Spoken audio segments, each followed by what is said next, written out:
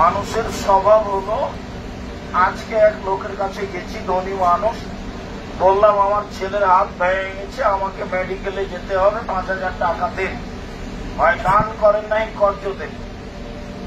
তো দিয়েছেন একটু থামার পরে। তো পরের দিন আবার দুর্ঘটনা নিয়ে এসেছি। তখন কি উত্তর দিবে? যদি বেশি বাঁকা মানুষ হয় তাহলে বলবে তোর জন্য কি টাকা মা নাই নাকি, আবার কালকে এসেছিলে আবার এসেছিস, মানে টাকার ফ্যাক্টরি আছে, একটা কিছু বলবে। এটা হলো মানুষের স্বাভাবিক গতি। আর এইটাই যখন আল্লাহর কাছে হবে, যত বেশি হবে তত তিনি খুশি হবে, যত বেশি হবে তত তিনি খুশি হবে।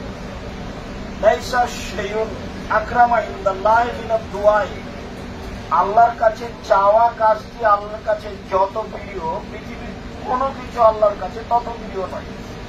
এটা তো সবাইকে আমি বোঝাতে পারবো না। এখানে একটা আরবি শব্দ ব্যবহার করা আছে, ইসিম তাফসীর, মানে সবচেয়ে বেশি খুশি, সালাতের চেয়ে, সিয়ামের চেয়ে, হজের চেয়ে, তাসবিহ তাহমীদের চেয়ে, আপনার কোরআন তেলাওয়াতের চেয়ে যখন আপনি চাইবেন আল্লাহর কাছে, এটা তার কাছে সবচেয়ে বেশি পছন্দ। পাল্টাপাল্টি আরো 2-3টা কথা আছে। আবু হুরায়রা রাদিয়াল্লাহু তাআলা আনহু বলেন, আল্লাহর নবী বলেছেন, মান লাম ইয়াসালিল্লাহ ইয়াগদাব আলাইহি, যে চায় না তার উপরে আল্লাহ অসন্তুষ্ট হন। এবার মুখামুখি হন। যে চায় না, কিছু বলে না, বাড়ি হোক, গাড়ি হোক, জমি হোক, জায়গা হোক, বউ হোক, ছেলে মেয়ে হোক, যেটাই হোক না কেন, মানুষের যা প্রয়োজন সেটাও বলবে। তো যদি না বলে তাহলে আল্লাহর উপরে অসন্তুষ্ট। আর একটা কথা, রাসূল সাল্লাল্লাহু আলাইহি সাল্লাম বলছেন যে মান সাররাহু আন ইস্তাজিবা বিশআদাই ফালইকসির বিদুআয়ে বিরাকায়, যে চায় যে আমি বিপদে পড়ে যা বলবো তাই যেন কবুল হয়, যা বলবো তাই যেন কবুল হয়, এটা যে চায় সে যেন ভালো অবস্থায় বেশি বেশি বলে। এটা বুঝাতে পারি। আবার বলি, মানে বিপদে পড়লে তো বলে যে আল্লাহ আমার কথা কবুল করো, আমার ছেলে বিপদে তুমি বাঁচাও। এটা আমরা কি চাই? এখনই শোনো, এটা চাই না যে আমার কথাই এখনই শোনো, আমরা বিপদে পড়ি। এইটা যে চাই তাকে কি করতে হবে? ও যখন ভালো অবস্থায় আছে, যখন তার কোনো প্রয়োজন নাই, গল্প করে খালি দোকানপাটে আড্ডা দিচ্ছে। আপনি দেখিয়ে হজের 2য় দিন এবং 3য় দিন, 11 এবং 12 শুধু গল্প হবে। এখানে বলে নয়, আমি জানি না এখানে কি, আল্লাহ ভালো জানে। সবাই মানে দেখবেন যে খালি গল্প দিয়েই ভরা। তো বিপদে পড়ে যে চাই যে আমাকে কবুল করো, তাকে কি করতে হবে? যখন বিপদ নেই তখন তাকে বেশি বেশি করতে হবে। সুবহানাল্লাহ। আরেকটা কথা, আনাস রাদিয়াল্লাহু তাআলা আনহু বলেন, রাসূল সাল্লাল্লাহু আলাইহি ওয়াসাল্লাম বলেছেন, লা ইয়াসালু আহাদুকুম রাব্বাহু কুল্লা শাইইন হাত্তা, আদম সন্তান তার প্রতিপালকের কাছে সবকিছুই চাইবে, চাইতে চাইতে এমন চাইবে আল্লাহ রাসূল নিচে নামতে লাগবে, হাত্তা ইয়াসআলা সিসানা আলাইহিল কাতাব, তার স্যান্ডেলের ফিতাটাও যদি ছিঁড়ে যায় তাহলে বলবে যে ফিতার ব্যবস্থা করে দাও। আসলে ফিতা নয়, আসলে এই মুহূর্তে একটু কাপড় সেলাই করবে, তো একটা সুচের দরকার, বা একটা ছোট থেকে ছোট, সেই যে মানে মানে কোন জিনিসই নয়, এরকম জিনিসও যেন মানুষ আল্লাহর কাছে চায়। বড় তো চাইবে চাইবে, বাড়ি গাড়ি জমি জায়গা তো চাইবে চাইবে, ভালো ছেলে মেয়ে তো চাইবে চাইবে, ছোট থেকে ছোট, ছোট থেকে ছোট, সোচ থেকে সোচ, তারপরাল থেকে তারপরাল, যেটা একেবারেই ছোট সেটা যেন চাই। কথা কি স্পষ্ট হয়েছে? জি। মানে সবকিছুই চাইবে। আর আলোচনার এক পর্যায়ে আকরামুজ্জামান বিন আব্দুল সালাম বলছিলেন যে আল্লাহর নবী বলেছেন, তফ ও সাই, তফ এবং সাই অরামিল জামা একামাতে জিকিরিল্লাহ।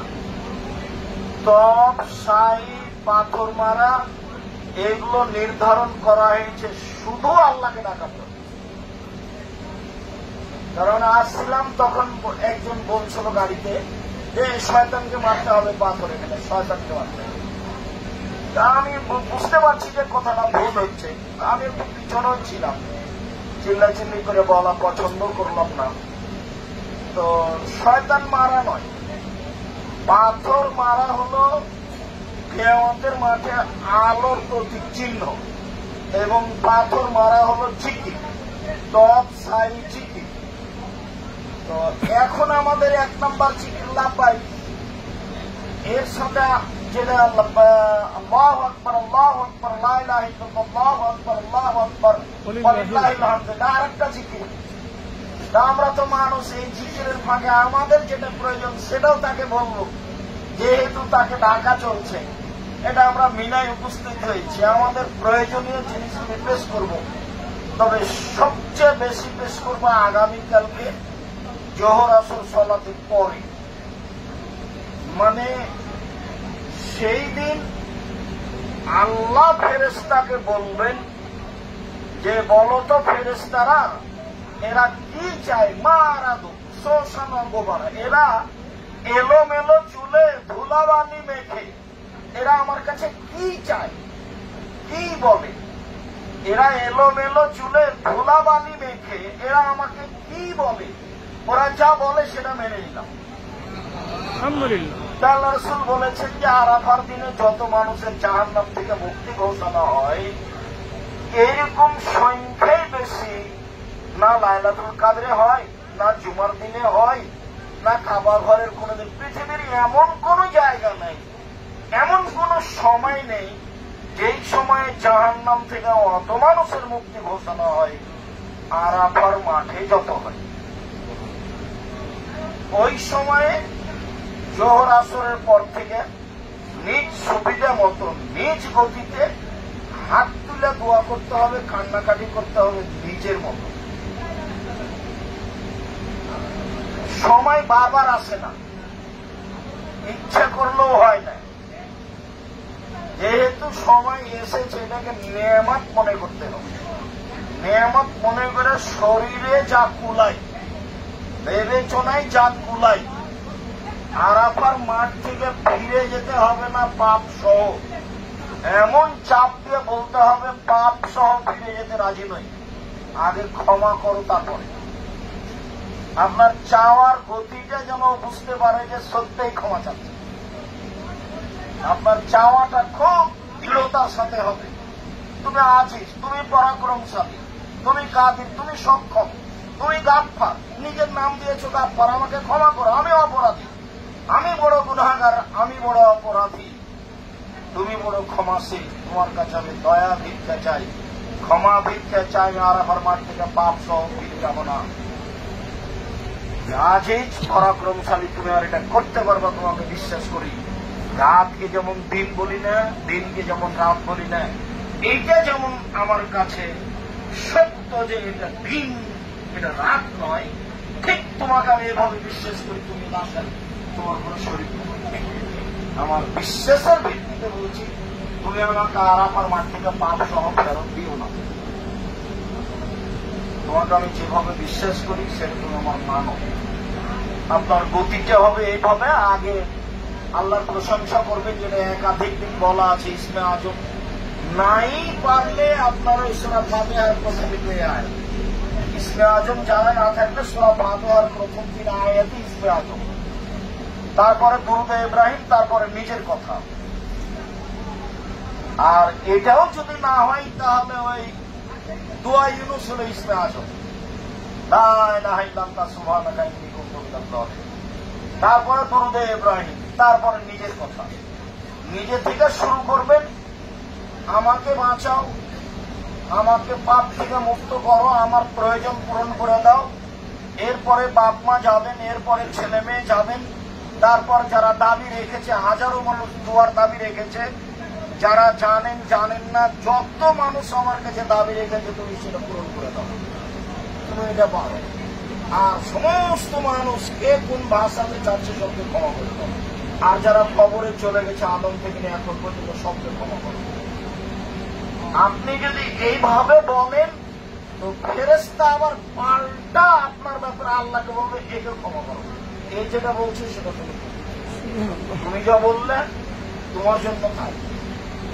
আমার জন্য বলেছেন যে আল্লাহ আব্দুর রাজ্জাক সাহেবকে ক্ষমা করো। এখন ফেরেশতা বলছেন যে আল্লাহ তুমি আব্দুর রাজ্জাককে ক্ষমা করো। আপনি যেটা বললেন আল্লাহ আপনার নাম করে বলবে আল্লাহ তুমি তাকে ক্ষমা করো। আপনি যদি আমারটা নাম বলেন তাহলে ফেরেশতা আপনার নাম বলবে। যদি আপনি আমার ব্যাপারে বলেন ফেরেশতা আপনার ব্যাপারে বলবে। যার কারণে দল মত মাযহাব সবকে ভিতর থেকে বের করে দিয়ে জমজম পানি খায় অন্তরটা পরিষ্কার করে একেবারে দোষ বন্ধু সবার জন্য বলবো। আমার কাছে ভারী লাগে না কেউ যখন খুব গালি দেয়। একবার আমার মাকে দিয়ে শুরু করে গালি, তাই আল্লাহ ভালো জানে। যখন গালি দেওয়া শেষ হয় তখন আমি বলি ভাইজান আবার রিং দিই যে বলি ভাইজান মনে হয় আপনার টাকা শেষ হয়ে গেছে, মনে হয় আর আপনি আমাকে কিছু বলতেন, তারও যদি কিছু গালি দেওয়ার থাকে তাহলে গালি দিয়ে দেন। পাল্টা উত্তর দিতে হবে, তার উপরে হিংসার চেষ্টা এটা প্রয়োজন নেই। জীবনে কারো কাছে পিছনে পড়িয়েন না কারো, দেখবেন যে আপনার পথ সহজ। কারো পিছনে পড়া মানে নিজেকে খাটো করা, খাটো পথেই যাবেন না। তারপর হিসাবই রাখতে হবে না, আপনি আল্লাহকে হিসাব করুন সব ঠিক হয়ে যাবে। শেষে চলে আসলাম যে আবু হুরায়রা রাদিয়াল্লাহু তাআলা আনহু বলেন রাসূল সাল্লাল্লাহু আলাইহি সাল্লাম বলেছেন লাইসা শাইউন আহাব্বা ইলাল্লাহি মিন কাতরাতাইনি ওয়া আসারাইনি। আল্লাহর কাছে দুইটা বিন্দু ফোঁটা যত প্রিয় আর দুইটা চিহ্ন দাগ আলামত যত প্রিয়, পৃথিবীর কোনো কিছু আল্লাহর কাছে তত প্রিয় নয়। তাহলে মোট হলো চারটে। তো এক নাম্বারটা সবচেয়ে সহজ, বাকিগুলো সহজ নয়। এক, কাতরাতু দামিন মিন খাশিয়াতিল্লাহ, আল্লাহর ভয়ে এক ফোঁটা চোখের পানি আল্লাহর কাছে যত প্রিয়, ইবাদত হিসাবে আর কোনো কিছু আল্লাহর কাছে তত প্রিয় নয়।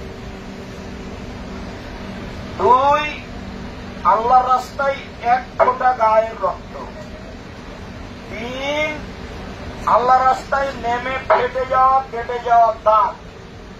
চার, ইবাদত করতে করতে কপালে দাগ, পায়ে টাকনোতে দাগ, হাঁটুতে দাগ। দুইটা ফোঁটা আর দুইটা দাগ। এক ফোঁটা চোখের পানি। দুই, এক ফোঁটা গায়ের রক্ত।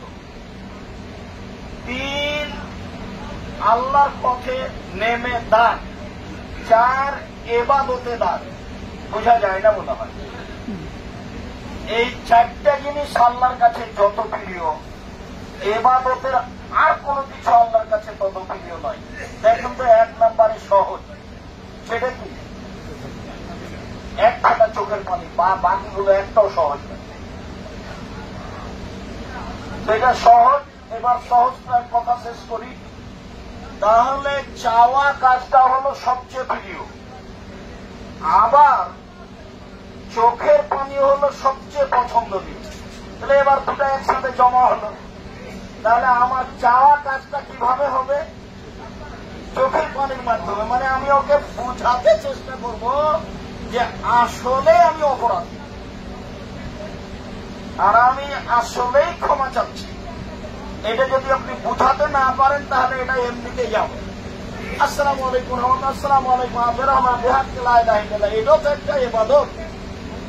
তো ওটা আপনি কি বুঝলেন? ওটা কি দিয়ে ওকে কিছু বলা গেল? ওকে বুঝাতে হবে যে আমি পাপী, আমি আসলেই ক্ষমা চাচ্ছি মিনা মাঠে, আসলেই আরাফার মাঠে ক্ষমা চাচ্ছি, আসলেই মুজদালিফার মাঠে ক্ষমা চাচ্ছি, আসলেই তপ করে বলতে ক্ষমা চাচ্ছি। তো ক্ষমা চাওয়া বোঝান। তাহলে ক্ষমা চাওয়া বুঝান, চাওয়াটা বুঝান যে আমার ছেলে মেয়েকে বড় করে দাও, জমি জায়গার ব্যবস্থা করে দাও। যদি বুঝাতে পারেন তো উনি দেওয়ার জন্য প্রস্তুত, তার অভাব নেই। সবাকে যদি বিত্তশালী করেন তো অভাব হবে না, সবাকে যদি বড় আলমানি করে দেন তো তার রহমতের অভাব হবে না। যা কিছু ঘটছে হয়তো বা তাকে বলতে পারি ঠিক মতো, সেই জন্য তো কথা শেষ করলাম। মিনা ভালোভাবে আছি বলে আমরা মনে করছি, কেননা ফজরের পরে এসেছি। আরাফার মাঠে যাবো ফজরের পরে, আশা করছি ইনশাল্লাহ, তাহলে ভালোভাবে যাওয়া হবে আশা করছি ইনশাল্লাহ। আর জোহর আসর একসাথে সলাৎ হবে বলে আশা করছি ইনশাল্লাহ। 2 কসর সূর্য ডুবা পর্যন্ত পয়সাপাতি খরচ করে অনেক আশা আকাঙ্ক্ষা নিয়ে এসেছি, অনেক কিছু বলবো আশা করছি ইনশাআল্লাহ।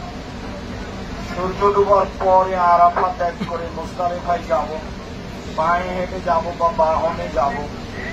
মুজদালিফায় গিয়ে তেমন কোনো কাজ নাই, পরের দিনের প্রস্তুতির জন্য 3, 2, 5 3 রেখাত ফরজ মাগরিব, 2 রেখাত এশা ফরজ পড়ে নিয়ে ঘুমিয়ে যেতে হবে, গল্প বন্ধ করতে হবে। ঘুমিয়ে গেলে সকালে উঠে শরীরটা ফ্রি থাকবে। এখন যেটা আমি বলছি সেটা আমার পরামর্শ। ফজরের সালাত আদায় করে অনেক চেহারা লাল রেখায় রাস্তা আছে, পায়ে হেঁটে যেতে পারি মাশআরে হারাম, গায়ে লেখা আছে মসজিদ মাশআরে হারাম, মুখের উপরে পড়বে। তা আল্লাহ বলছেন যে তোমরা মাশআরে হারামের নিকটে আল্লাহকে ডাকো, অনুকূল হলে ডাকবো, নইলে আজকের জন্য 6টা কাজ। 1, পাথর মারবো, 2, কুরবানি করব, 3, মাথা নেড়ে করব, 4, তপ করব, 5, সাই করব, 6, মিনায় ফিরে আসবো। এই জন্য এসেছি, কেউ সাহস হারাবেন না, কারো প্রতি জিম্মেদারি দেওয়ার চেষ্টা করবেন না, হারিয়াও যাবেন না স্থায়ী, আর অকেজও হয়ে যাবেন না, কষ্ট হতে পারে। এই জন্যই এসেছি, আজকে 6টা কাজ করবো ইনশাআল্লাহ। ইনশাআল্লাহ জি 10 তারিখ। এই জন্যই এসেছি, এটা বলবেন, এই জন্যই এসেছি। তাহলে মনে একটা কি আসবে, সাহস আসবে, হিম্মত আসবে, কাজ করতে ভালো লাগবে। একবারে সহজ হলে, জানি না মহল্লেমদের কাছে আমি জিজ্ঞাসা করিনি, মুজদালিফা থেকে পায়ে হেঁটে পাথর মারতে যাওয়াটা সহজ, হয়তো বা 5-6 কিলোমিটার হবে, 3-4 কিলোমিটার হতে পারে, 2 কিলোমিটার হতে পারে। পাথর মারার পরে কুরবানির বিষয়টি কিভাবে আছে আমি জানি না, আমারটা আমি নিজে হাতে করবো ইনশাআল্লাহ, নিকটে আছে বলে আমি অবগত। তারপরে মাথা নেড়ে করব, তারপরে তপ করব, তারপরে সাই করব।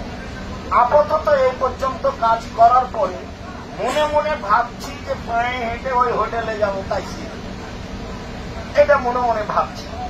তাইসির যাওয়ার পরে রাতে কিভাবে আসবো এখন এনাদেরকে আমি জিজ্ঞাসা করি, তবে আসবো একভাবে, এটা আমি চিন্তা ভাবনা করছি ইনশাআল্লাহ।